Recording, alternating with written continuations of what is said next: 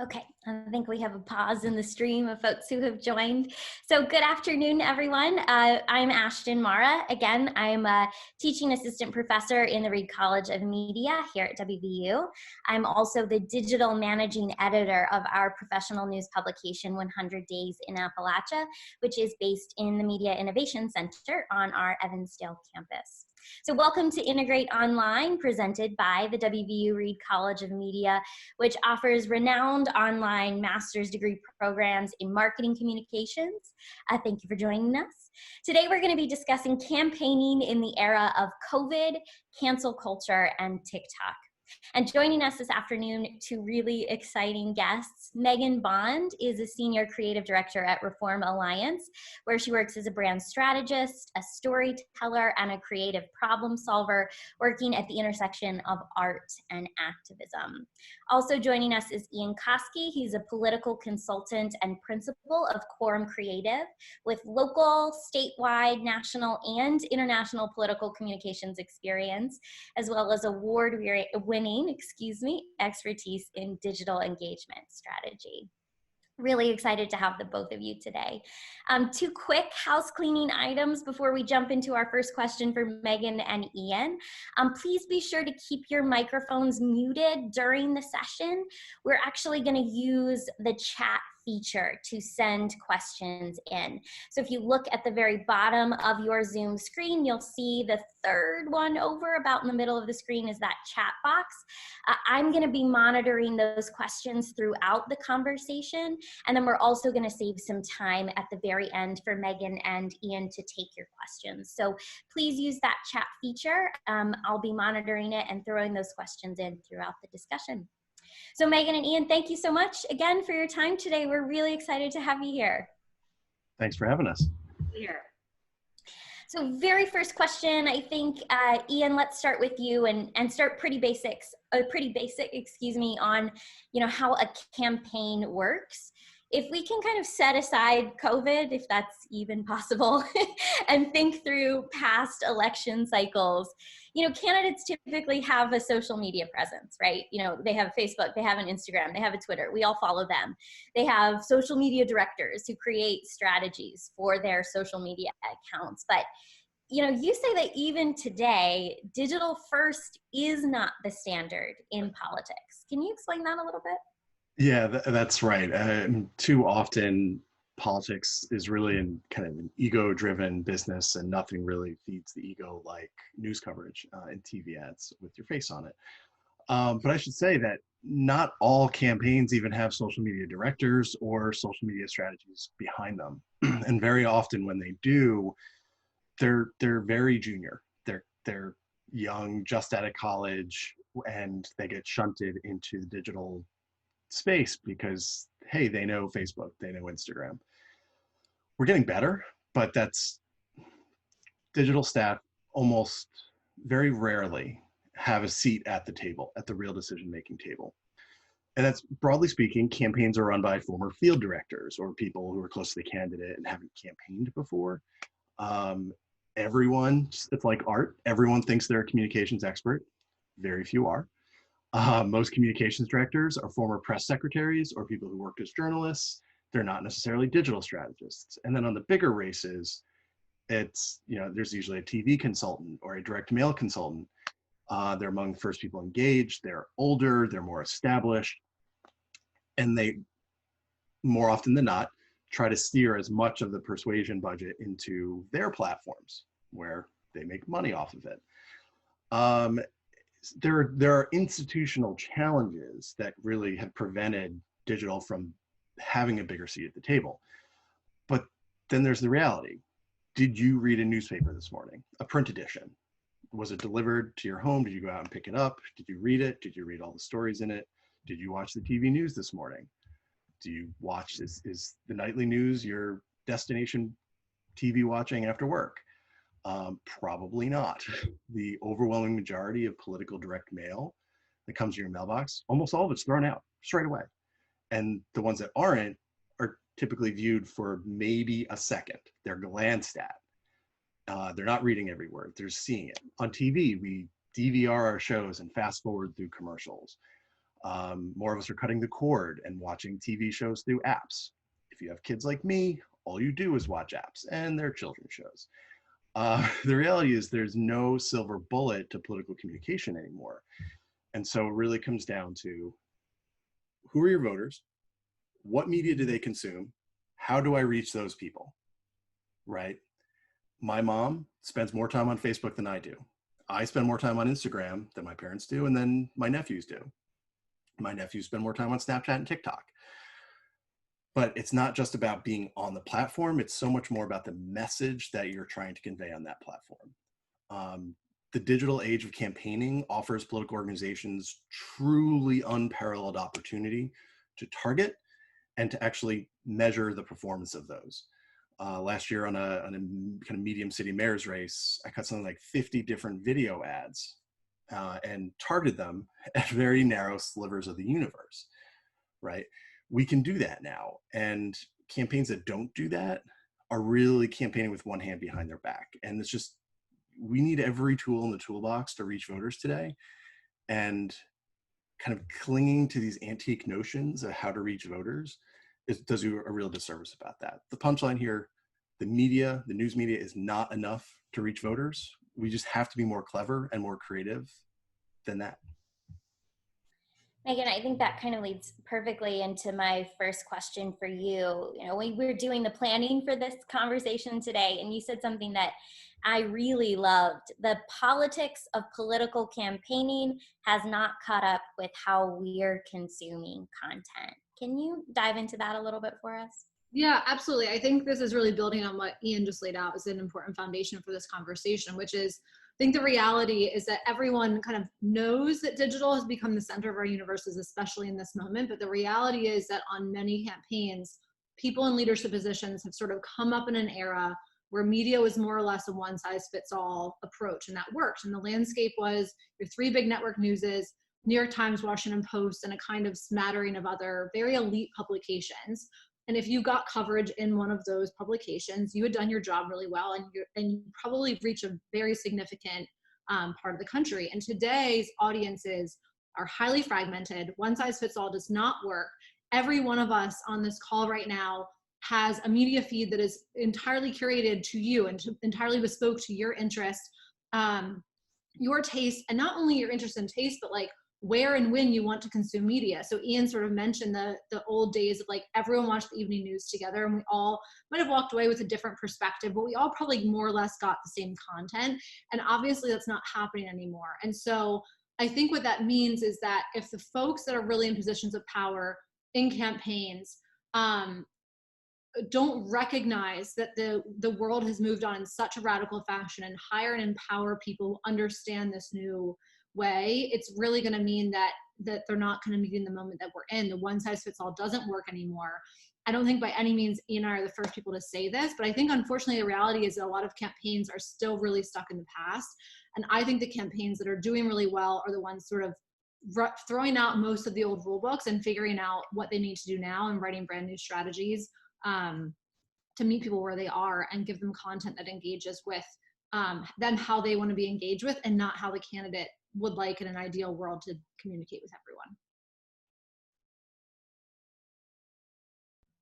I forgot to unmute myself, excuse me. So I think one of the things that COVID has made very apparent, and this is really kind of a question for both of you, is that the way people have traditionally campaigned. So whether that's, you know, a presidential candidate holding a multi-million-dollar fundraiser where people are paying $150,000 a plate, to your city council candidate who's walking down the streets of their neighborhood and knocking on your doors.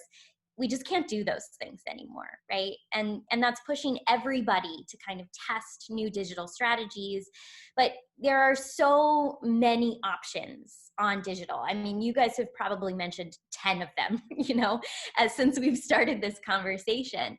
But another result of COVID is that budgets are tighter. We're not fundraising the same way, but at the same time, people can't afford to donate in the same way that they have been in the past. So where should media strategists who are working in politics, working on campaigns, where should they allocate their time? I don't know if Megan, maybe you want to start there? Yeah, sure. So ultimately, and I feel like this may be a painfully obvious thing to say, but I think it totally depends on what your strategy is. I think something I've really observed in the last couple of years is that everyone calls themselves a strategist, right? Like everyone wants that in their job title. It's how you describe what you do. But I think all too often we actually, like in practice, people skip right over the strategy phase. They go from here's what I want to achieve to let me brainstorm some tactics to do that. And don't get me wrong, the tactics are absolutely the fun part of it. Like, I think there's a reason that happens, but I think the consequence is that often we're just throwing things at the wall and seeing what sticks instead of being really guided by a sound philosophy. I think also in this day and age, there's very much a sort of someone over there just being cool and let me just do that same thing and try to replicate that success, right? And the reality is what worked for AOC is not going to work for Joe Biden for many reasons and vice versa. And so I think that where everyone really needs to start, instead of saying, here are the 3 places you should be, is to figure out, I think, like, what are you trying to achieve, and be very, very, very specific in this. Who has the power to make that happen for you? And then what's going to move then? And the reality for me is, you know, if you're trying to raise $1 million in 2 weeks so you can hire a bunch of staff, your strategy and approach is going to be different than if you're trying to build digital support. And it's going to be different than if you're trying to swing a very specific set of voters in your district. And so I think we have to start with really focused objectives and then work backwards from there. And I think when you do that, you're going to, you know, come up with the right answers as opposed to just kind of throwing things at the wall. And there's actually another level of the problem, Ashton, and that's for electoral candidates right now, unless you're running for president or in a top tier Senate race. This is not, your election is probably not on people's minds. Like, it's just, you got other shit to deal with right now, trying to not die and trying to make sure your kids get out of the house next month, like, which are obviously in pretty tense conflict. So you've got to break through that gap too. You know, what I would say first, it's about your message. Honestly, you can't just go out there and start campaigning as if things are normal.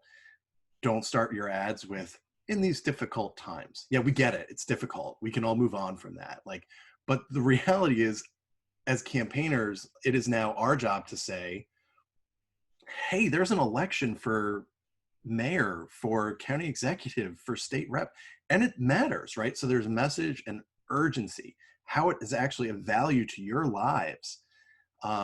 You can't afford to just tune this out because you can't watch the news because it's so heartbreaking all the time. So there's one, urgency. The second, you asked where should we allocate our time? It's in digital advertising, but also digital content, not just paid advertising, but also content. The math is pretty clear. People are home. More people are home, and more people are spending more time online. So talk to them online. Yeah. So I think maybe this is a curveball because I didn't ask either of you to prepare for this, but you know, we think about the effectiveness of a digital campaign or a Facebook advertising campaign for somebody like Joe Biden or like Donald Trump. But the reality is those things can be effective in local campaigns too, right? Oh yeah. Facebook talking about abandoning political advertising in order to prevent the spread of disinformation, which is like cutting off your water because the temperature in your house is too hot, is terrifying for local candidates. For me, like, I'm running a county level race where we need the ability to reach voters because we can't afford to run an expensive TV ad campaign. So we need to be able to reach more voters more frequently. It absolutely critical to get through there. You don't have to be a rocket scientist. You don't need a department of 100 people. What you need is creative assets. Ideally, you need data for whom you're going to target, and a strategy that puts them together. I mean, you need somewhere between a rocket scientist and no knowledge, but like it's very accessible. I think Ian's 100% right. And I think, you know, some of the examples we give may be more of like the the household names that we're all familiar with, just for the purpose of this conversation. I actually think the smaller the race is and the smaller your budget is, the more important the strategy is and the more important digital is. You have less room for waste. Every dollar you have has to be able to spend further. And so, you know, if you're on a national campaign, you probably have a little bit of money to throw things at the wall and see what sticks or what doesn't stick. I think that actually all these things are even more true when you're running a really tight race and you have fewer people to do the work. Like, hire the people that are going to be able to reach people where they are, instead of the people that ran direct mail strategies for a Senate candidate or a House candidate, you know, 20 years ago and got them elected. It's not going to serve you well in this era. Yeah. It's just kind of one other thing to this point, and that is one of the strengths of digital platforms that we've strived for 10 years to build is you are inherently trying to replicate the offline experience online, replicate and enhance. In order to have a phone bank for any office, you used to have to come to the office, you'd get a clipboard with phone numbers. You'd fill it out after you make the call. Someone would then input it into a database. You don't have to do that anymore, right? The technology exists that I can install an app on my phone that is connected to the campaigns database. It tells me the numbers I need to call. I do it from home or wherever I am.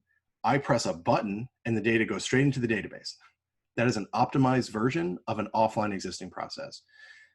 What COVID has done is it's created additional pressure for taking those offline processes, making them work online.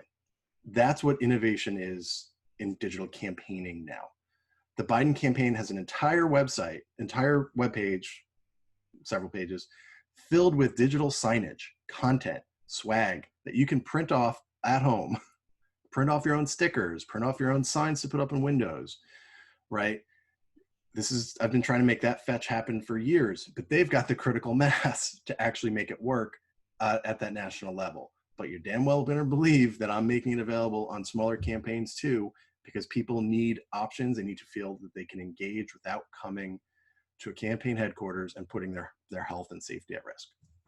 The other thing, sort of maybe at risk of piling on, but I want to just share as an analogy, is I think that the people that are doing this well are the people that actually see an opportunity here, instead of looking at it as like, oh, what a pain, I can't do the things the way that I've always done them before.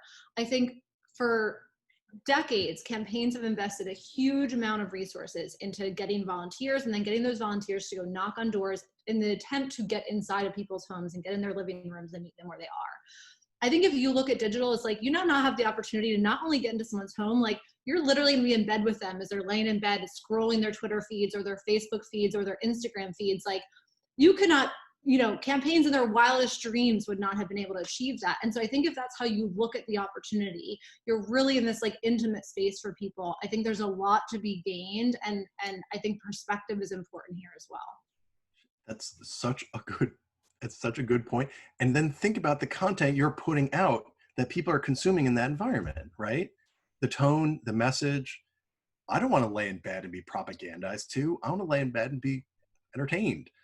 Yeah. You know, like I want that to be a pleasant experience and not a hostile experience. Yeah, I hope this isn't, we're just going to dive right in at the front of this conversation.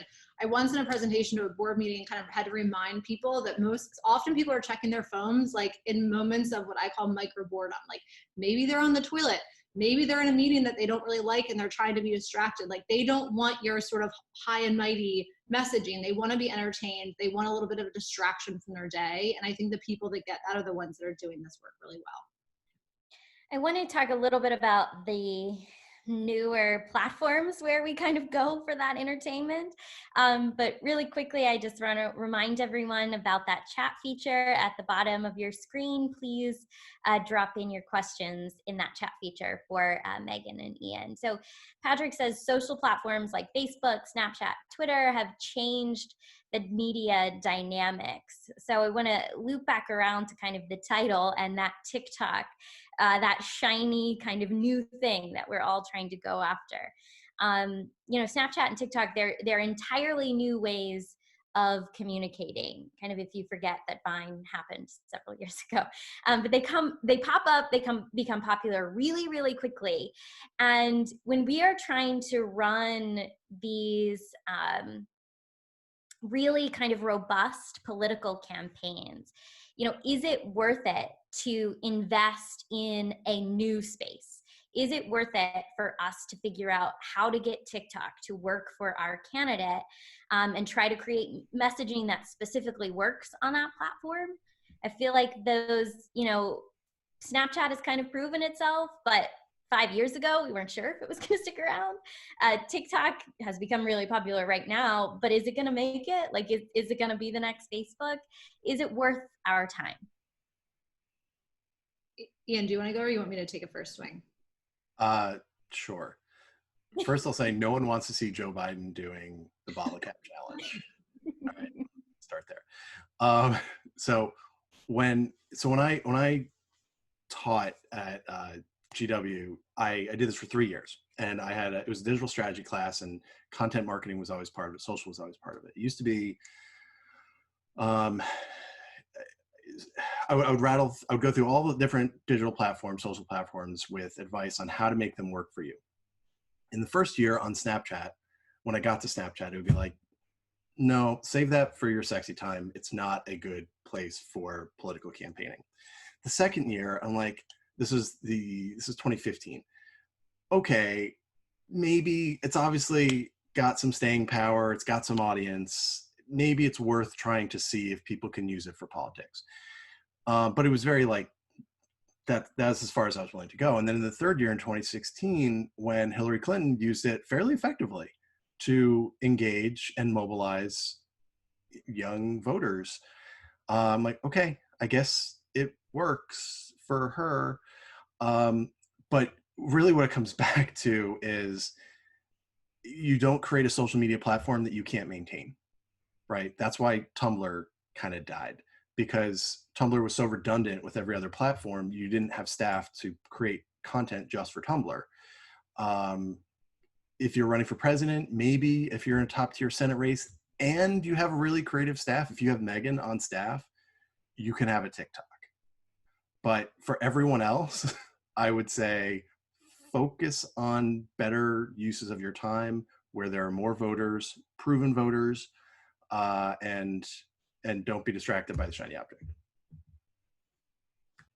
The only things I would sort of build on there is, I think the answer to the question is always sort of a maybe. I think if your audience is on these platforms and you need to reach, for instance, young people and Gen Z, and you need to turn them out to vote to win, then absolutely invest in a TikTok strategy.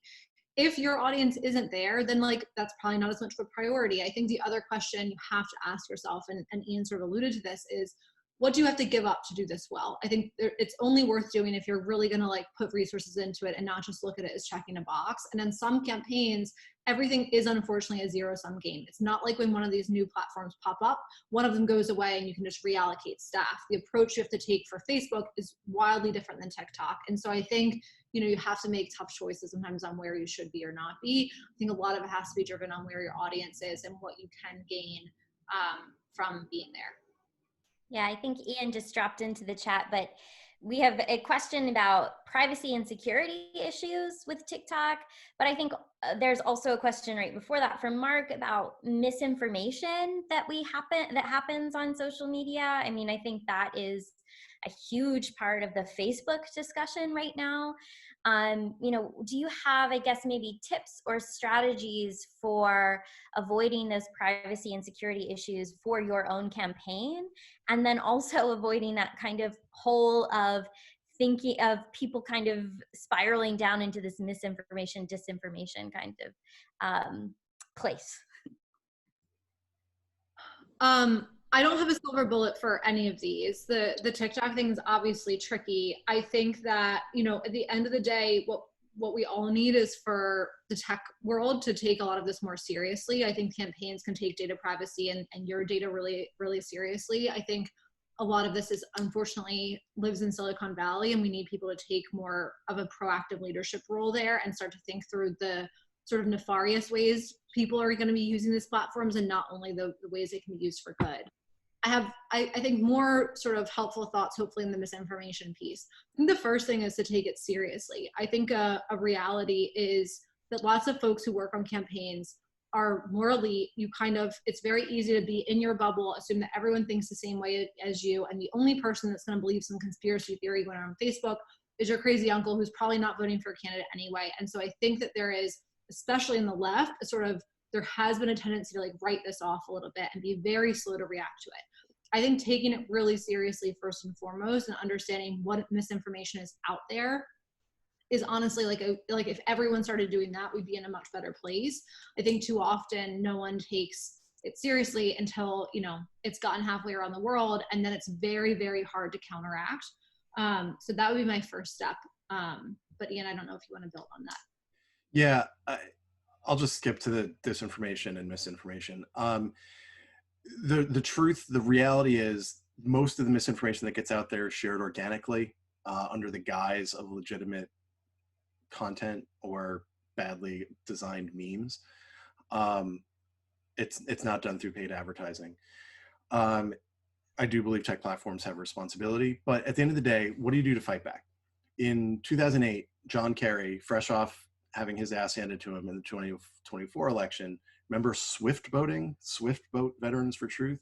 So John Kerry was so pissed off about that he created a website, a platform, truthfightsback.com, that was entirely dedicated to being rapid response for fighting rumors about Barack Obama.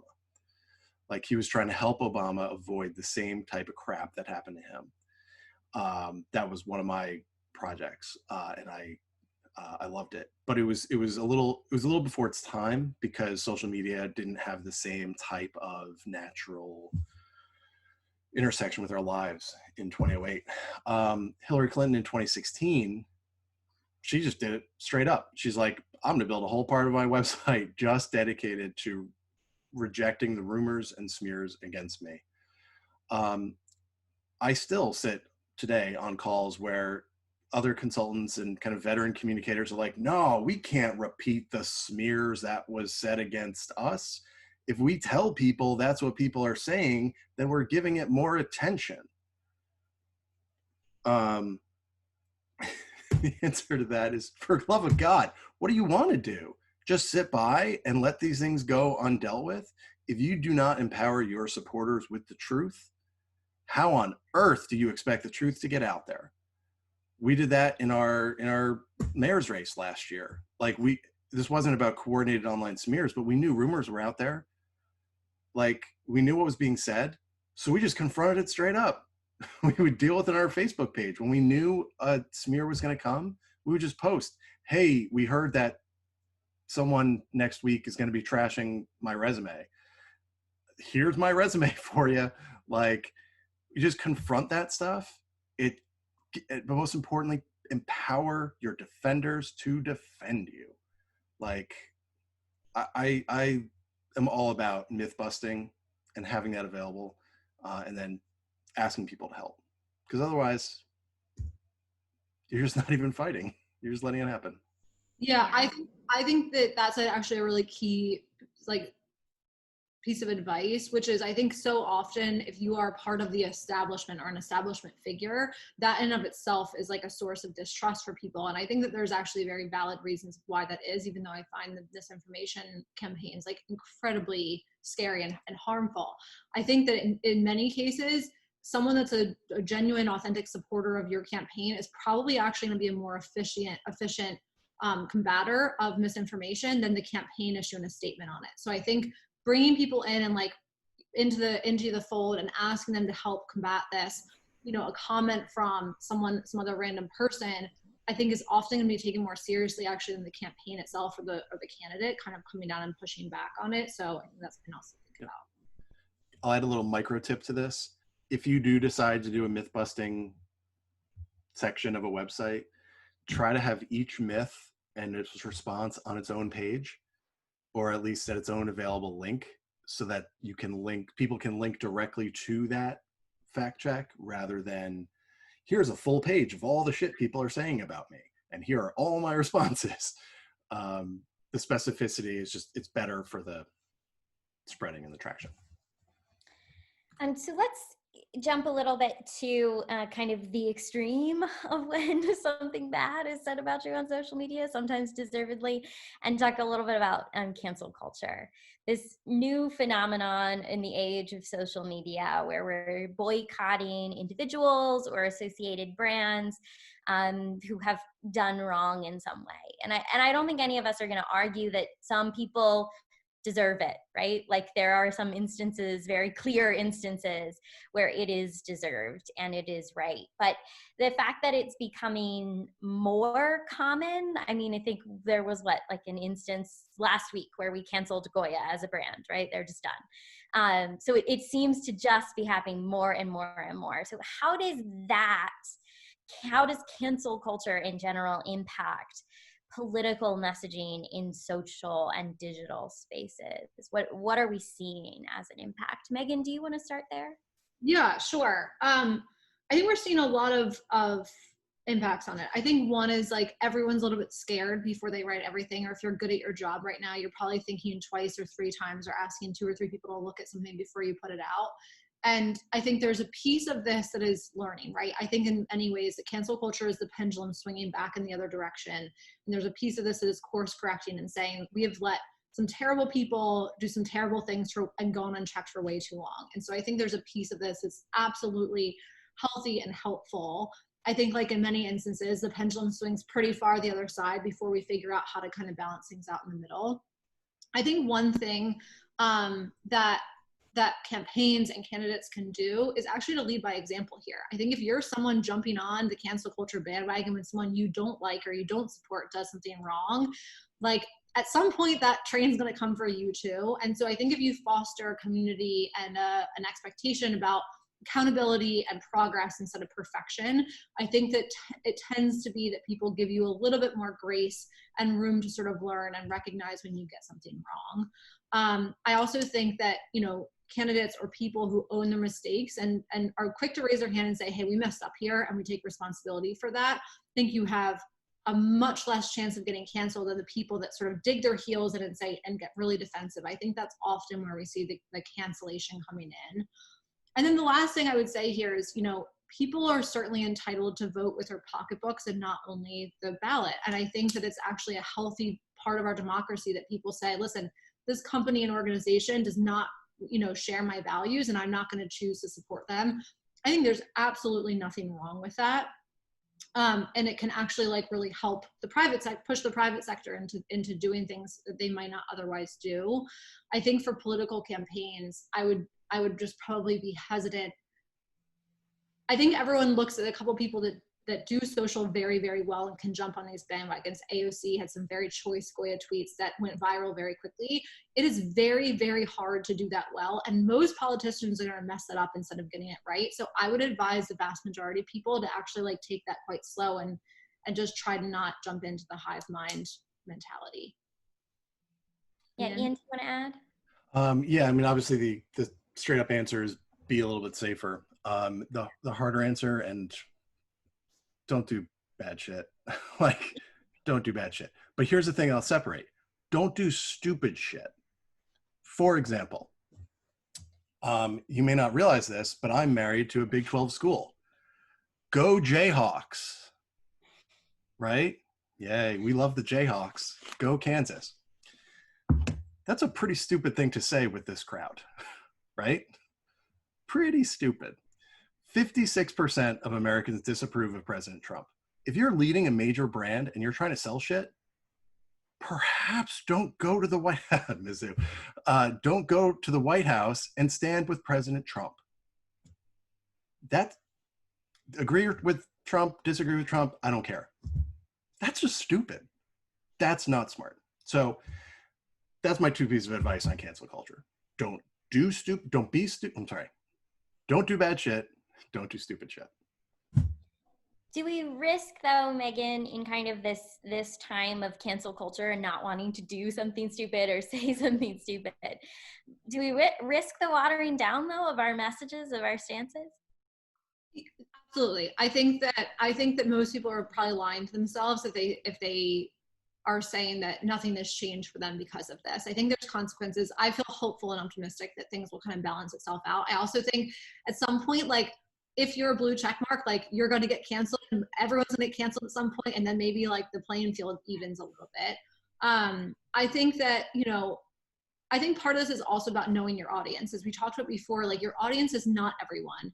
I hate the answer, like we're trying to reach the general public. No, you're not. You're trying to reach a part of the general public. I think knowing who your audience is, what are the things that they really care about? What are the non-starters for them? Like where is their red line? And then where do you have a bit more room to, you know, foster open communication is also a helpful and healthy thing to do. And I think CEOs and leaders who sort of have a finger on the pulse about where their audience is are much less likely to make these mistakes than the folks that think that what they think and what they experience and their world is the same as, you know, all their supporters, are the ones that in my experience tend to step in it a bit more quickly and more often. Yeah, so I think speaking of blue check marks and the folks who kind of tend to lead the way in terms of cancel culture, I'd like to talk about celebrity a little bit, celebrity endorsements in terms of campaigning. I think it's something that a lot of campaigns put significant effort into, getting somebody who's really, really popular to put their name and put their effort behind a candidate. I mean, there's a reason that Beyonce has 150 million followers on Instagram and Donald Trump has 20, I think. You know, it is that celebrity glow that you want to be surrounding your candidate. But is it worth the effort? I think, Megan, you have had some experience in this space, especially. You put the effort into gaining these people, getting them on your side. Do you see results? I think, again, the answer is a maybe here. Ian said earlier about how so much of campaigning, unfortunately, is driven by ego. And I think that that's where you see some really like unhelpful celebrity engagements. I would actually argue that Hillary had a ton of celebrity support in 2016. I actually think it hurt her a lot more than it helped her, in part because the moment was that people wanted an outsider. They didn't want the establishment telling them what to do anymore. And I think that for celebrities especially, the idea is that there's a bunch of people that this person has a big platform, and if I can only tap into that, that will mean that more people hear my message. And to a degree, that is absolutely true. I think the thing that we forget sometimes is that reaching people does not necessarily mean impacting them. The very crude example that I'll often share with people is like, I could go outside right now, run down my street naked and get a lot of attention. It's not necessarily the attention that I want that's going to encourage people to do something for me. So I think digging a little bit deeper into questions about, you know, who is the audience that this celebrity has a real command over? Is that an audience that you need and that you want to reach? Or are you just assuming that bigger equals better? I also think where there's a real authentic connection, whether through its like personal relationships or a celebrity might have a real passion and interest in something that a candidate or campaign really excels on or wants to put at the center of their platform, that's where I think to me there are more like ways for overlap and engagement and endorsement that makes sense. But I think so often it honestly is used as a little bit of a shortcut because it's just like, we need to reach a bunch of people. The fastest way to do that is to get famous people with big platforms to endorse us. And I think in this day and age, it often has the opposite effect. Ian, can you talk a little bit about endorsements of another kind? You know, 15, 20 years ago, if your candidate was endorsed by the New York Times or the Washington Post, that was the thing. And people react a little bit differently today, right? Yeah, I mean, there's the question of credibility and what credibility the media has. I tend to think that's overblown. I think people think they're supposed to say that when they get the survey. I mean, I'm sorry, conservatives believe that. I think the rest of us tend to, you know, they certainly don't carry the same weight as they used to. What I try to do and what I try to advise is pursuing specific endorsements and amplifying them in specific ways to serve a specific purpose. If you are running for governor of a state, getting the mayors and the county execs from a part of the state to endorse you, and then those endorsements should be packaged, and then those endorsements should be promoted online to that part of the state, right? They are of more value than than a statewide endorsement, or, you know what I mean? Like, everyone has everything has its value. If you're running for a federal office in a lefty state, yeah, the New York Times endorsement is probably pretty great. Probably pretty good. Put that on your yard sign. If your local paper has endorsed you, you know, it still conveys validity and credibility, and it's better than nobody endorsing you, is what I would generally say. And then in today's, I know you were talking about how in today's kind of times, getting a different kind of endorsement may be even better. So getting a local public health official or getting a doctor right now to endorse you might mean more than a celebrity. Well, that's a little bit weird too about the way the politics are playing out on COVID. If something like 70% of people support wearing masks all the time and like 60% support mask mandates, and then you've got Republican candidates out there, I'm opposed to mask mandates, you know, you're swimming upstream with that message. So then, yeah, I would much rather have the head of the hospital system, or hell, your local doctor. We won a vaccine referendum here in Maine 4 months ago. Largely, the most popular content we had was local pediatricians who were known throughout their communities, dozens of them, producing messages, photos, videos that we just promoted through Facebook in those communities, saying, vaccinate your kids, man. This law is important. We need vaccination. Like, that was the best content we had. Those were the most credible possible messengers for that moment. And right now, yeah, doctors are the most credible people there are. I think masking is kind of a perfect space to jump in with Mark's question. He says, regardless of the platform you're using, are more people responding right now to comfort messaging that confirms or conforms to their beliefs, or are they open to challenge messaging that presents and inspires a new perspective on a problem or issue? What are you all seeing right now? I think it would be naive to say that that there is no sort of comfort messaging. I think all of us are looking to be validated in some way, shape, or form, and the media landscape today has made that easier than ever to find people who say, you're right, you're super smart, and like you've nailed it. And it makes all of us feel good, right? I think that's absolutely a factor. I think where there's opportunity, though, is I think that you can challenge someone's worldview without challenging them like on a very personal level. I actually think where Democrats have often historically gotten this very wrong is you come at people and say, your worldview sucks, you're a racist, you're a bigot, everything you think and the way you look at the world is terrible, and you're a terrible person unless you change your mind and look at things the way I look at things.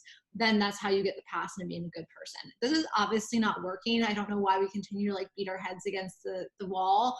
I think that meeting people and saying, listen, I understand your worldview. I respect where you're coming from.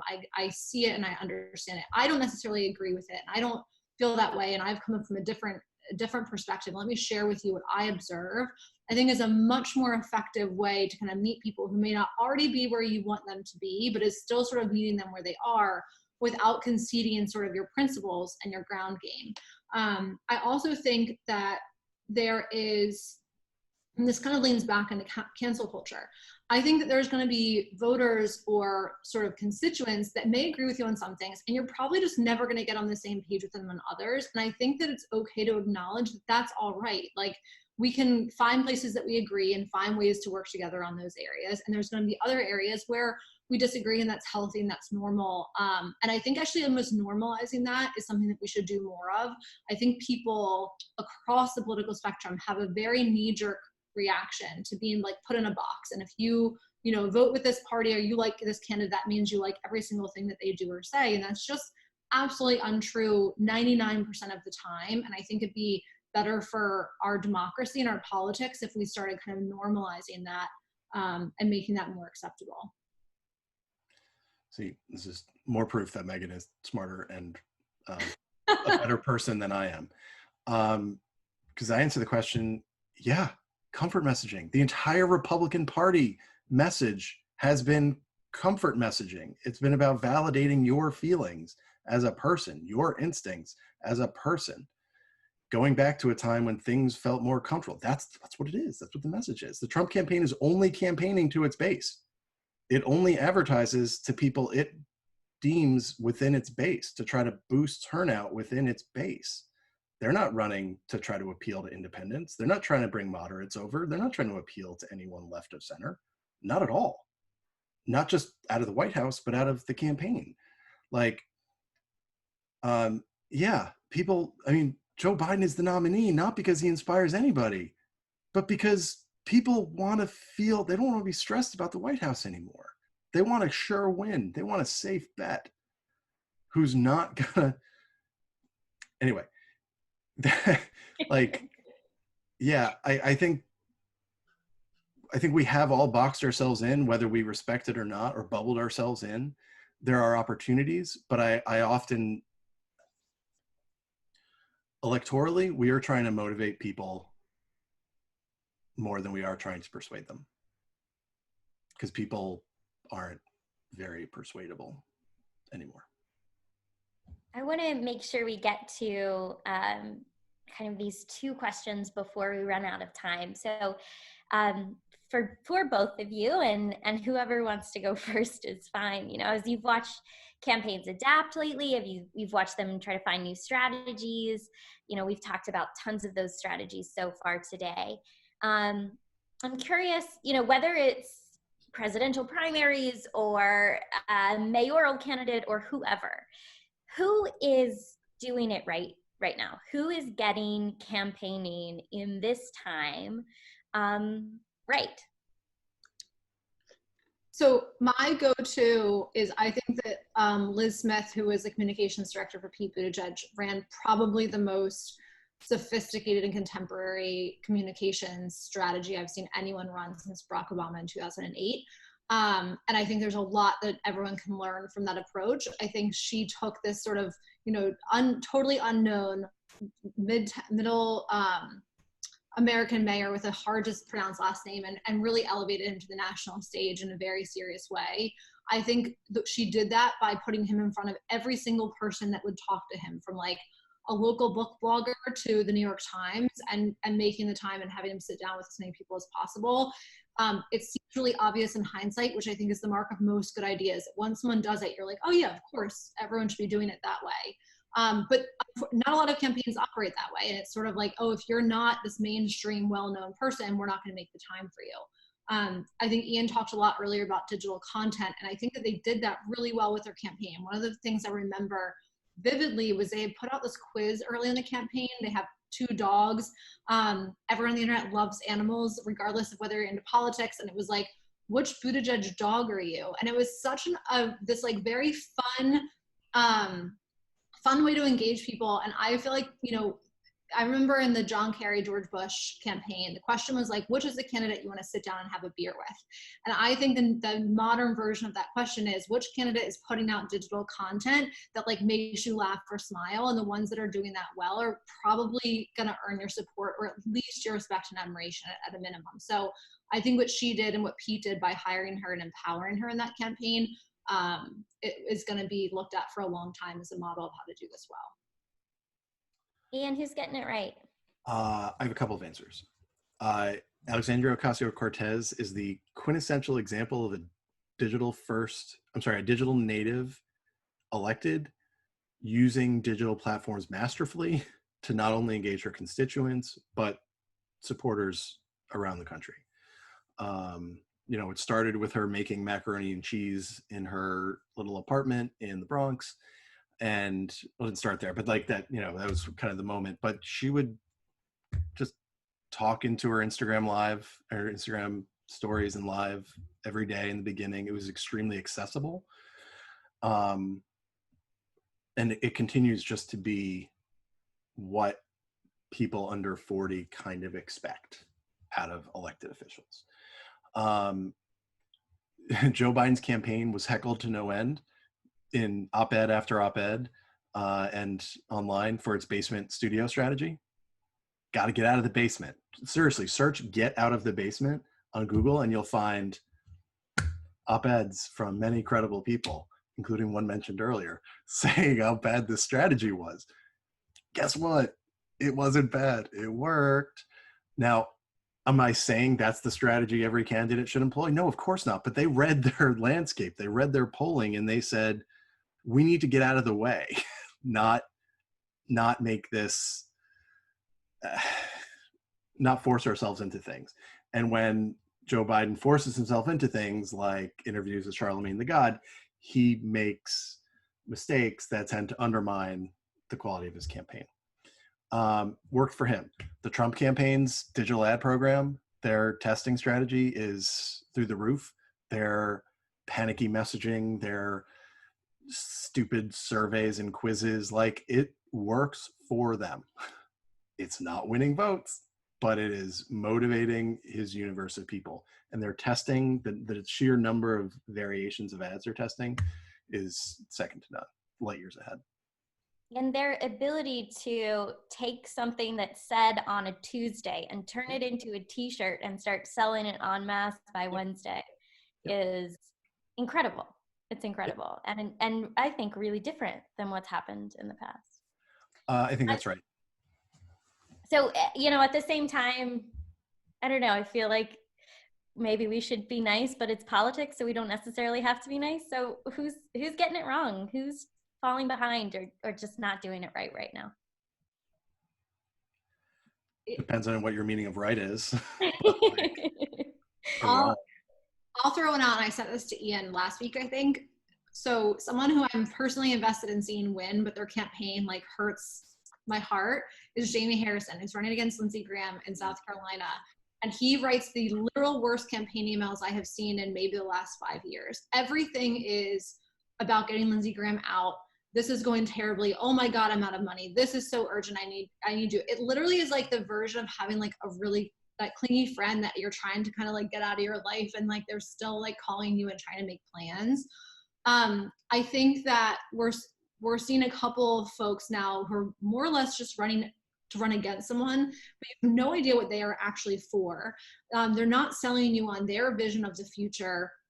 And I think that they're assuming that just being the antithesis of someone that isn't super well liked or respected anymore is going to be enough to win. And I think it is a recipe for disaster for most campaigns. It's probably going to get some people across the finish line, but I just think it's a terrible, terrible, terrible way to campaign. And I so often want to like respond to his emails and be like, here, please rewrite this and get me to vote for you and not just against someone that I don't support anymore. So he would be my top example of like, please do better.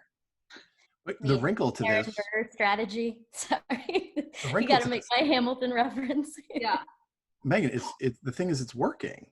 Like, this is a top tier Senate race with the DSCC monitoring every single move they make.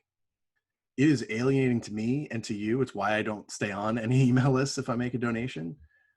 But if these tactics didn't work on a daily basis, if they weren't raising what they were raising, they wouldn't send the email. They wouldn't be allowed to. Nobody would empirically say Donald J. Trump's Instagram feed is a model of good content and social media strategy, right? It's pretty terrible. It goes against most of the advice I'd ever give any client. But oh, hey, this stupid photo where he finally says masks are okay has been liked by 1.12 million people. I think that maybe the distinction on Jamie Harrison and we'll find out in November, right? Like, the great thing about politics is like all of your assumptions and your punditing, we're going to be able to say whether it was right or wrong at some point, which is helpful. Yeah. I think that a lot of the fundraising for the candidates like this are coming not from the states that they need to win votes in, but they're coming from New York, LA, DC, people that are really riled up and part of like the kind of political elite. I personally don't think that necessarily gets someone to the polls for you. And I think if we continue to use AOC, and this isn't a political statement, but just as someone who obviously ran a very revolutionary campaign, as a very, very naturally skilled campaigner, the first step is sometimes saying, listen, the person representing you is not representing you well anymore. You have to make that case, absolutely. But that is not the end of the argument then. Lay out why you're a better candidate, what you're going to do different. I think Charles Booker in the Democratic primary in Kentucky actually did an exceptional job of this, where it was about Mitch McConnell not serving the Kentuckians anymore, but he laid out a kind of, his vision for what he would want to do differently and how he'd bring people together. I think that's the kind of campaigning that people are looking for, and not only to say this person sucks and they're terrible and vote them out, which I think is validating for some people. But I'm not convinced it's going to win him an election. Well, this is exactly the point. Is people learn the wrong lessons from these successful campaigns. Donald Trump ran a shitty campaign, and yet a whole generation of campaigners have learned from that campaign and are learning the wrong lessons. What if you are running for Congress or a state house race and you're looking at a Jamie Harrison type program run by a firm of former DCCC employees who only know the house is on fire, the house is on fire, oh my God, the house is on fire, in order to raise money, and you try applying that to your local mayor's race, people are going to look at you like you're out of your mind, and you are, right? That's the wrong lesson to learn from what those races are running. You have to be running more sophisticated programs like that. If Jamie Harrison is sending those emails into South Carolina, you run a real risk of alienating people that you need to turn out, of people who you actually need to volunteer as much as you need to donate. I've worked campaigns where we would not send any fundraising emails in state because that's not what we wanted people's heads at. Sorry, Susan. It's not where we want people's heads at. We want them on doors. We want them making phone calls. And so we have to learn to be more sophisticated in that and target our message to our audience. And most local campaigns don't do that. Most local campaigns don't run testing on their emails. They're not running in real time to say, this is a better performing email than this one, right? They just assume that if that's the email they got from the Senate candidate, that's the type of email they should be sending on their own. And that's really risky. So we only have a couple of seconds left, but I want you both to be able to leave us with kind of one final thought. You know, if you had to limit yourselves to one thing, what would you say is the most important thing to successfully communicate in politics right now? Ian, you want to go first? Message, like invest in your message. You can have the best tactics in the world, but if your message is tone deaf, if it is ignorant to the current moment, if it is not targeted at the right audience, it will do no good. So really focus on your message, test it, practice it, hone it, and listen to your audience. Read the room. Don't be in a vacuum. Megan, one thing that's important right now? I think my one thing would be having the courage to be yourself. We've talked a lot in this conversation about what works for one person isn't going to work for someone else. And I think all of us in this day and age have very, I would say, finely attuned BS meters. And I think figuring out what your strengths are and then playing to them is going to be a better approach for everyone than seeing what someone else is doing well and trying to replicate that, even if that's not kind of who you are and how you are. If you're wonky, be wonky. If you swear when you talk, like swear when you talk. I think that, I think people are looking for authenticity more than they're looking for someone that is, the exact replica of who they are. So that would be my one thing. Okay. Well, thank you both so much, Megan and Ian, for spending this time with us today. And a special thanks to everybody who was able to join us for this conversation. Be sure to visit integrate.wvu.edu for upcoming sessions, recordings of some of these previous episodes. I'm sure you'll be able to share this recording with other folks who might not have been able to make it today. And you can also subscribe there to receive updates on upcoming conversations. So again, thank you all so much. Thanks to Megan and Ian. Thanks for sharing all of your wisdom and your great tips. And everybody have a great week. Thanks so much, Ashton. Thanks, everybody.